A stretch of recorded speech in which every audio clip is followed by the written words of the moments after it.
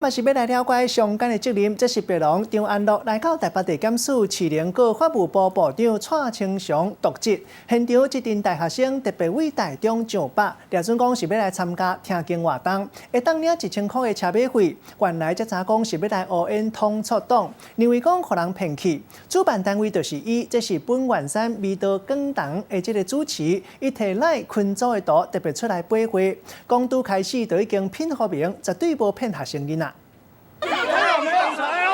通促党总裁白龙张安乐甲支持者伫咧北检门口，甲警察来咧 QQ 落，头一点都拍起来。代志就发生伫咧23号，张安乐找人到北检来咧市联告法务部部长蔡清祥，场面闹到安尼还袂煞。事后阁互人逼讲，现场有一群大学生对台中来的，就是来参加听经的活动，会当领到1000块的车马费。无想到变做是赞声通促党，感觉互人骗去。我没有骗任何一位学生。招活动的单位是伫咧台中潭子的这间本源山味道讲堂，主持提出来的画面来咧讲，一开始就甲学生仔讲是参加台北地方法院检察署记者会，提供早顿、中昼顿甲1000块的奖学金，就是因为认同张安乐和平统一、一国两制的理念，认为这是一个真好的民主教育机会，就主动来邀请大学生弟子来咧参加。也要让学生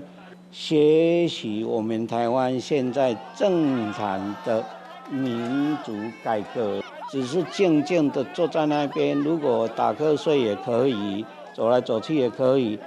不可以接受记者的访问。当下是谁，然后是什么政党，我们其实也都不太清楚。